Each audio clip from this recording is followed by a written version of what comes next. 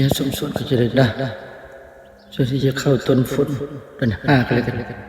ที่จะเป็นฝนกบกอมสุริยันน้ำเรือพวกให้พวกอยู่ในเก้าเนาะยงละไม่บอกมีเสื้อขึ้นกันคือก็ว่ายุงลายแต่จะสมัยสมเสื้อขึ้นปักเพื่อเกิดอันนี้ก็จะเป็นการแต่งเพลงโน้ตขดขีดนะคนนั้นโครงเพลงสัมผัสนอกสัมผัสในคำพูดของเขียวบาดในบทเนาะคนนั้นการแต่งเพลงที่เป็นธรรมศาสตร์นะเราก็ได้แต่งไปตามอากุเกณฑ์ที่มีเนาะว่าจะเป็นมีบางโมแต่อะไรที่เป็นพืชผักพืชอะไรก็เป็นส่วนเนื้อในนะกลมรวมไปแล้วเนาะก็จะเป็นโฟกตัวจะไล่โฟกก่อนคนนั้นหลังจากนั้นเขาก็จะเป็นแทร็กเพลงเป็นสตูดิโอกันนะเป็นเนาะเป็นโฟกตัวนี้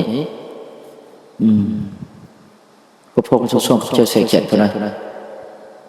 มีผลงานเพลงมาฟังมาตอนกับส่วงเด้อ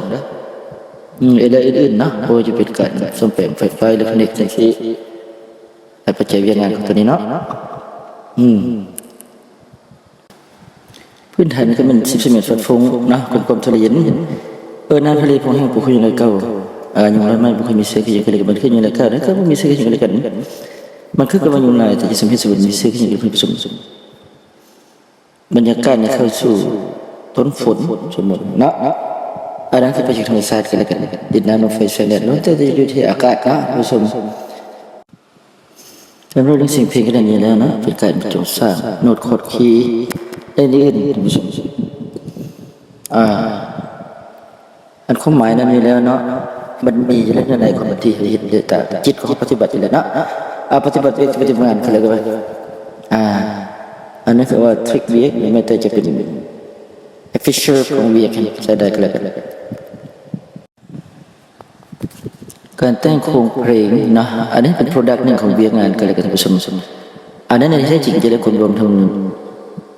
ทริคต่างๆก็เหมือนเนาะรับชมรับฟังกันแล้วเนื้อในคือรับชมตัวนี้บางครั้งก็จะค้นพบอยู่แล้วท่านผู้ชมวิธีการค้นพบเนื้อในตัวนี้ซึ่งเป็นสิ่งที่อ้อมมอบการสังขารทางด้านกลุ่มเซนซีเขาก็จะสามารถที่จะนำใช้เป็นเทคนิคในการผมบอกคุณลงตรงละเอียดแต่ละกันแล้วก็จะเป็นคำห้อยของสัมผัสนอกสมบัติในบทต่างๆการสร้างบรรยากาศนั้นอยู่แล้วท่านผู้ชมเป็นเพลงเป็นต่างๆในกระดานนี้แล้วเทคนิคของมันคุณลงตรงละเอียดทุกบรรยากาศการที่มีในคำพูดตัวนี้เป็นสีสันสิ่งเพลงนะ